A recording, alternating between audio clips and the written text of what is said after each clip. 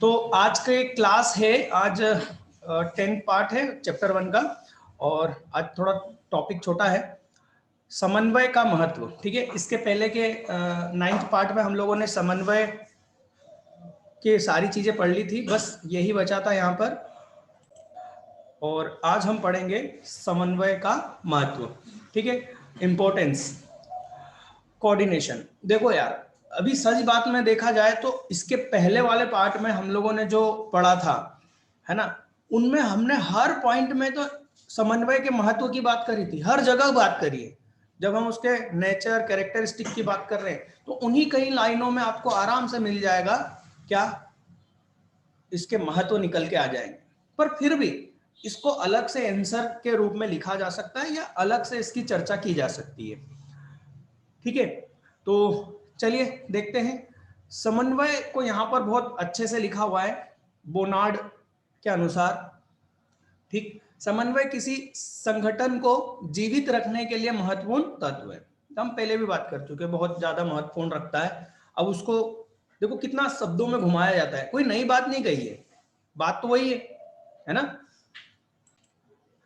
तो महत्वपूर्ण तत्व है समन्वय का महत्व, चाहे हम व्यवसाय के क्षेत्र में हो अथवा प्रशासन के क्षेत्र में। प्रशासन मतलब, अरे ये कलेक्टरेट जो बोलते हैं ना, कलेक्टर, वो प्रशासन नहीं तो होता है, मतलब सरकारी काम को संभालना प्रशासन। ठीक है ना। खेल के मैदान में हो, खेल के मैदान में मतलब यदि कोई हम गेम खेल रहे हैं, क्रिकेट हमने एग्जांपल लिया था, है ना, वहां पर भी समन्वय जरूरी है। किसी क्लब में सभी स्थानों पर हो सकता है, मतलब हर जगह इसका महत्व है। कहां, जहां संगठन है, संगठन मतलब जहां 2-4 लोग मिलकर काम कर रहे हैं। क्लियर। तो इसका महत्व देखा जाए तो सबसे पहले हम यदि इसको एक पॉइंट में डालें तो हो सकता है संगठन का आकार। देखो जितना बड़ा आकार बढ़ता जाएगा संगठन, है ना, उतना महत्वपूर्ण होता जाएगा समन्वय। आप दो दोस्तों कहीं घूमने जा रहे हो, ठीक, ज्यादा समन्वय की जरूरत नहीं है ना, सिर्फ 2 ही लोग हो, हाँ या ना, अरे यहाँ घूमने चलना है, हाँ या ना, बात समझ में आ रही है। 3 हुए तो तीसरे का ख्याल रखना पड़ता है कि ये क्या सोचता है। 4 हुए तो पता चले 4 में से 2 बोल रहे हैं कि इधर जाना है और 2 बोल रहे हैं इधर जाना है, गड़बड़, गड़बड़ चालू, है ना। 5 हुए तो 3 बोल रहे हैं कि हम जीते, है ना, 3 जन बोलेंगे कि ए तो हम जीते, बाकी के 2 क्या हो जाएंगे, नाराज। और तुम तो तीनों एक जैसे काम करते हो, एक जैसा बोलते हो, हमको नहीं जाना तुम्हारे साथ में, हो जाएगी गड़बड़। जैसे जैसे ज्यादा लोग बढ़ते जाएंगे आपके संगठन में, वहां पर गड़बड़ होने के चांसेस ज्यादा है ना, असमंजय गड़बड़ हो जाएगा, है ना। तो वहां पर समन्वय होना महत्वपूर्ण होता जाता है, मतलब आकार जितना बढ़ता जाएगा वहां समन्वय उतना महत्वपूर्ण होता जाएगा। समझ में आई बात, है ना। आकार मतलब वहां पर मेंबर, वहां पर काम करने वाले लोगों की संख्या, राइट। चलिए देखते हैं। वर्तमान में बड़े पैमाने पर उत्पादन हो रहा है, बड़ा बड़ा उत्पादन, राइट, तथा व्यवसाय का आकार विस्तृत होता जा रहा है, मतलब बिजनेस एक जगह से सिर्फ एक ही जगह नहीं है, कई शहरों में है, कई प्रदेशों में और कई देशों में है। तो वहां तो समन्वय बहुत जरूरी हो गया, है ना, जिससे उसमें काम करने वाले व्यक्तियों की संख्या भी बहुत अधिक होती है। ये कर्मचारी अलग अलग पृष्ठभूमि से आते हैं, बताया था मैंने पिछली बार, है ना, कोई महाराष्ट्र से है, कोई आंध्र प्रदेश से है, कोई केरला से है, कोई पंजाबी है, ये अलग अलग, और शायद हो सकता है कोई विदेशी भी हो। तो सब अलग अलग खोपड़ी है ना, मैंने बताया था ना, खोपड़ी है, अलग अलग विचार है सबके। तो इन लोगों को एक साथ किसी काम में लगाना बहुत ही मुश्किल है, और यही प्रबंधन करता है। और प्रबंधन ये किसके जरिए करता है, समन्वय के जरिए करता है। इसलिए समन्वय को क्या बोला है, प्रबंधन का सार बोला है, ये याद रखना आपने, ठीक है ना। इनकी रुचि, आदतें, काम करने के ढंग, काम करने का उद्देश्य, हर कोई इस आपकी कंपनी में सिर्फ पैसों के लिए काम नहीं कर रहा हो, कोई और भी कारण हो, राइट। कभी कभार आपने देखा होगा बच्चे जो अपने पेरेंट्स अपने लिए स्कूल का डिसीजन लेते हैं तो कैसे लेते हैं, ये पास में है यार, है ना, यहाँ भेज देते, और वो भले से अच्छी हो और इतनी दूर तो नहीं जाने दूंगा मेरे बच्चे को, है ना। वैसे ही कोई कर्मचारी भी इसलिए काम कर रहा है आपके कंपनी में क्योंकि उसके घर से उसको कंपनी आपके पास पड़ रही है। मतलब उद्देश्य ना जाने क्या क्या हो सकते हैं और बहुत अलग अलग, समझ में आ रही बात? सिर्फ पैसा ही उद्देश्य नहीं होता है कर्मचारी का, बहुत से कारण हो सकते हैं।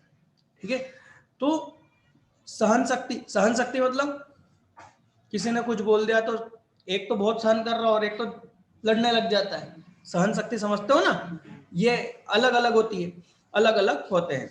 ऐसी दशा में समन्वय इन विभिन्नताओं को समाप्त कर उन्हें एक समूह में काम करने में सहायता करता है। सीधी सी बात है, समन्वय का मतलब ही है कि ये जो अलग अलग खोपड़ी होने इनको एक साथ लाता है और एक उद्देश्य के लिए काम करवाता है।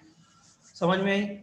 चलिए, और सामूहिक लक्ष्यों के साथ व्यक्तिगत लक्ष्यों को एकीकृत करने का प्रयत्न करता है। अब ये लाइन आपको शायद समझ में नहीं आई होगी, इस लाइन को समझो। सामूहिक लक्ष्यों के साथ व्यक्तिगत लक्ष्यों को एकीकृत करता है। देखो, यदि कहीं पर काम हो रहा है, जैसे कंपनी में काम हो रहा है, ठीक, तो वहां पर 20 लोग काम कर रहे हैं, तो उन 20 लोगों का एक सामूहिक लक्ष्य होगा, जो कि क्या होगा? कंपनी का लक्ष्य होगा। बात समझ में आ रही ना? तो उन सबका एक लक्ष्य, जो सबका मिलके एक लक्ष्य है, जो कि क्या है? कंपनी का लक्ष्य है ना? तो उसको हम क्या बोलेंगे? सामूहिक लक्ष्य। और इनके अपने अपने भी तो उद्देश्य हैं। मैंने अभी बात करा, अपने अपने उद्देश्य से ये इस बिजनेस में काम कर रहे हैं, राइट? तो वो क्या कहलाएंगे? व्यक्तिगत लक्ष्य। तो सामूहिक लक्ष्य और व्यक्तिगत लक्ष्य को एकीकृत करना मतलब एक समान लाना का प्रयत्न करता है कौन? समन्वय। ठीक है, नेक्स्ट, कार्यात्मक विभेदीकरण। कार्यात्मक विभेदीकरण का मतलब फिर से वही है। देखो, विभेदीकरण का मतलब समझना,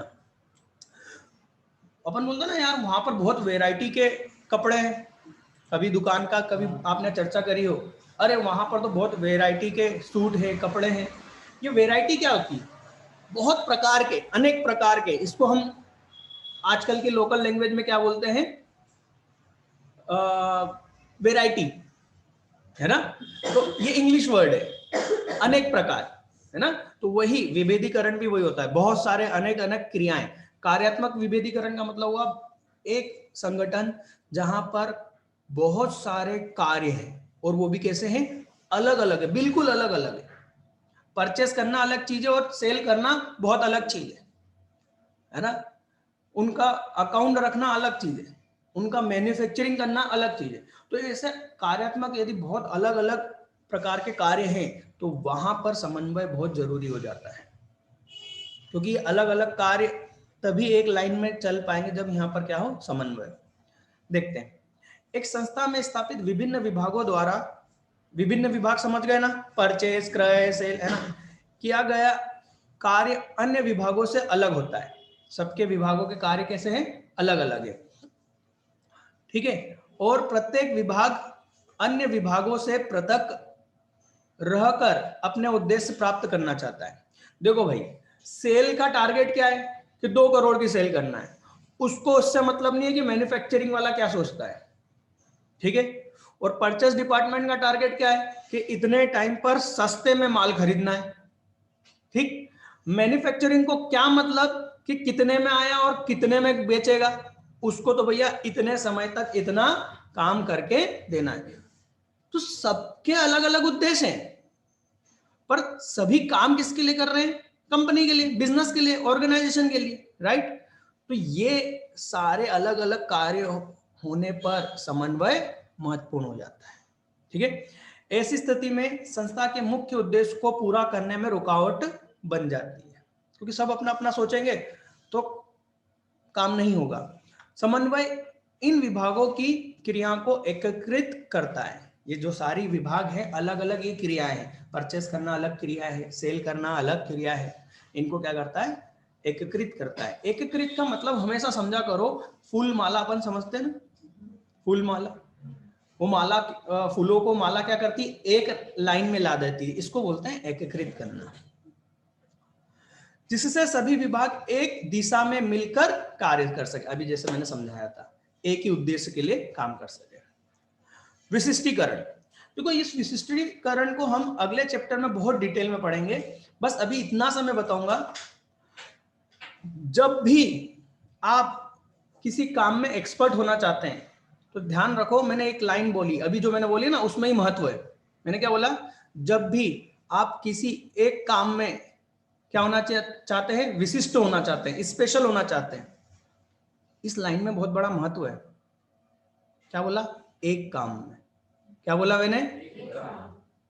एक शब्द यहां बहुत महत्वपूर्ण है।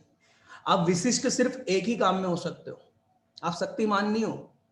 बात समझो, है ना, कि आप सारे काम में एक्सपर्ट हो जाओ, आप डॉक्टर भी हो जाओ, आप इंजीनियर भी हो जाओ, मनोवैज्ञानिक भी हो जाओ, ऐसा हो सकता है क्या? अच्छा, डॉक्टर में भी आप देखना, एमबीबीएस करे हुए डॉक्टर और उससे ऊपर होते हैं एमडी। एमडी बड़ा डॉक्टर होते हैं, है ना, जो स्पेशलाइज्ड होते हैं। हड्डी रोग विशेषज्ञ सुना, हृदय रोग विशेषज्ञ सुना, है ना, महिलाओं की डॉक्टर, हाँ, है ना।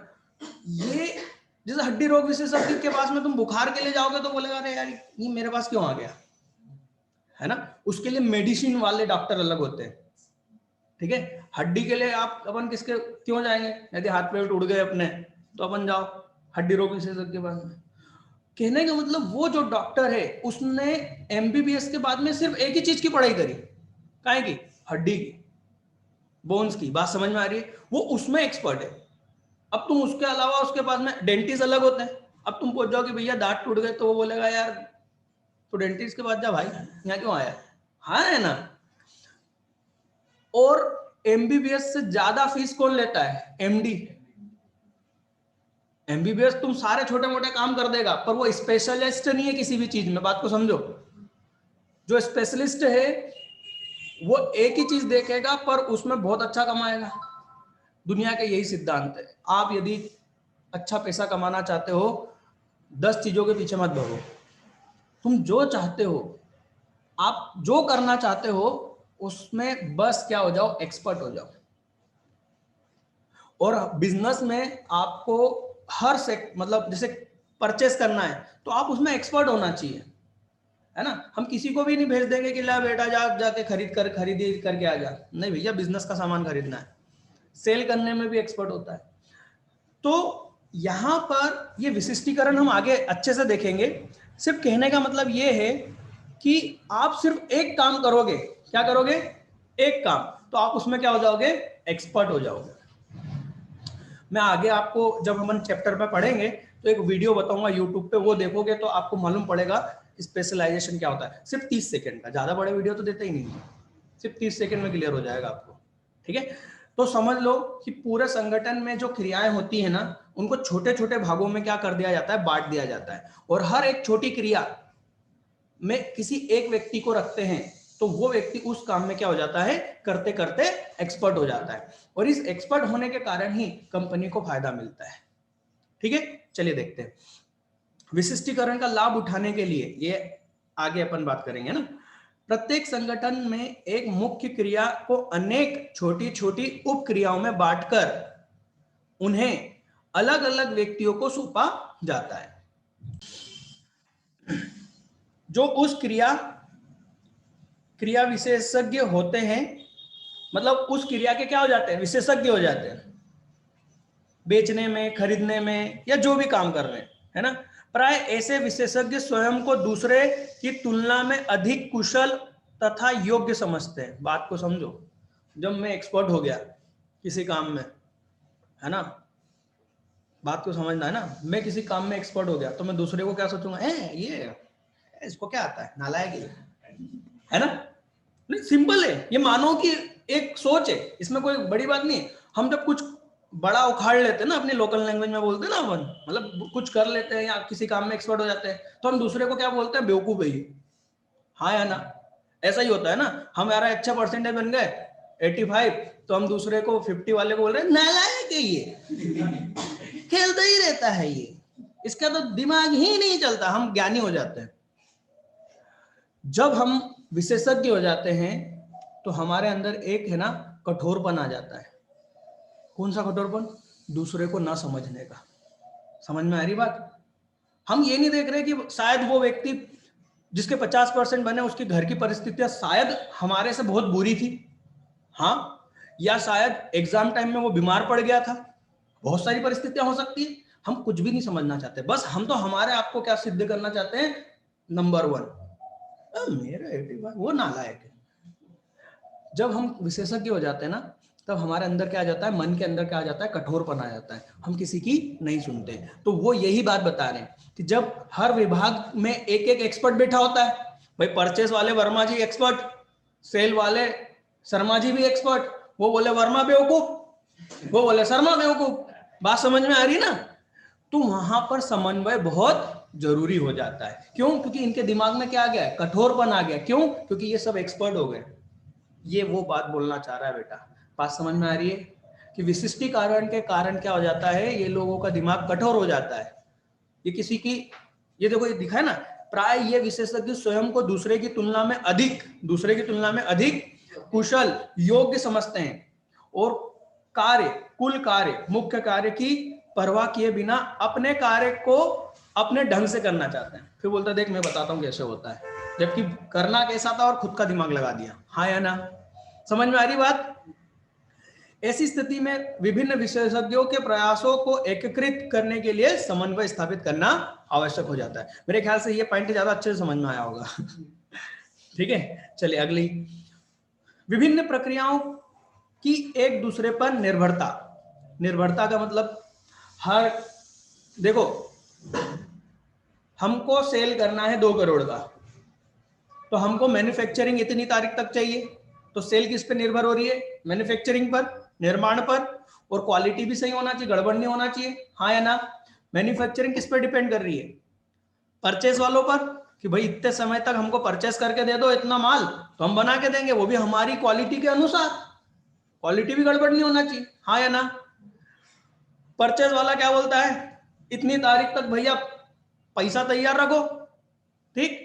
तो हर एक दूसरे पर क्या कर रही है, निर्भर कर रही है। और ऐसी स्थिति में जबकि आपकी क्रियाएं एक दूसरी क्रियाओं पर क्या कर रही है, निर्भर कर रही है, इसलिए आपको वहां पर बीच में समन्वय बहुत आवश्यक हो जाता है। ठीक है, 5वां पॉइंट देखते हैं, उच्च कर्मचारी मनोबल। देखिए ये भी वही है जो अभी हमने विशिष्टीकरण जो पढ़ा ना, थोड़ा उससे ही संबंधित है, देखना। समन्वय द्वारा कर्मचारियों को कार्य संतुष्टि प्राप्त होती है।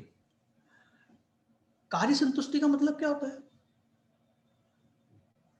अरे भाई कार्य में भी संतुष्टि चाहिए। आपने कई लोगों को देखा होगा, वो ऐसे बोलते होंगे, अरे यार हमारे यहाँ बिजनेस में तो, अरे हमारी कंपनी में तो ऐसा चल रहा है, वैसा कर रहा है, मजा ही नहीं आ रहा है।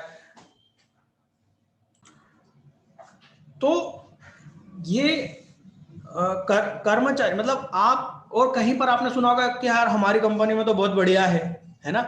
तो एक कर्मचारी यदि सदृढ़ समन्वय रहेगा, काम व्यवस्थित रहेगा, तो कर्मचारी का जो मनोबल है वो क्या होगा, मजबूत होगा, है ना। और यदि कर्मचारी आपका खुश है आपके यहाँ, तो आपकी कंपनी, आपका बिजनेस तरक्की करेगा। यदि कर्मचारी नाराज है ना, समझ लो डूबने वाले, क्योंकि उस नाव को तो वही चला रहा है ना, आप अकेले तो उस नाव को चला नहीं सकते ना। ठीक है, तो समन्वय होगा तो कर्मचारियों का मनोबल अच्छा रहेगा, जिसके परिणाम स्वरूप उनका मनोबल उठता है। उनमें आपसी ईर्ष्या, द्वेष, व्यक्तिगत विरोध एवं गंदी राजनीति बहुत कुछ सीमा तक समाप्त हो जाती है। एक बात बताओ बेटा, हम लोग 12th तक सोचते हैं कि यार पढ़ लो, फिर अच्छी जगह काम करेंगे, नौकरी करेंगे, राइट, यही सोचते हैं ना, नॉर्मली हर व्यक्ति यही सोचता है।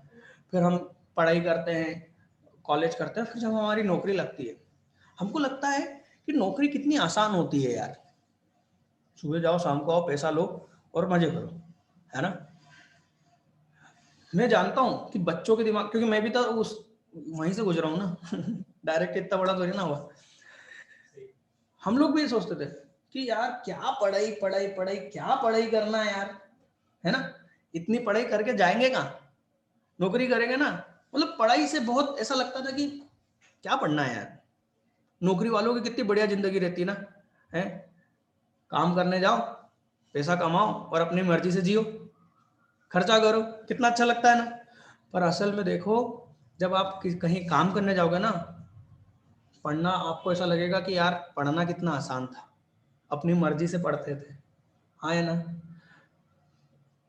ये समझ लो कि आप किसी कंपनी में गए, किसी भी कंपनी छोड़ो, एक छोटे से बिजनेस में भी गए जहां पर 5 लोग काम कर रहे हैं, कितने, 5, छठे आप हो, ठीक, उन 5 में से 2 से 3 लोग आप एक राजनीति में के थ्रू आपको क्या करेंगे, उस बिजनेस से भगाने की कोशिश करेंगे, पूरी कोशिश करेंगे।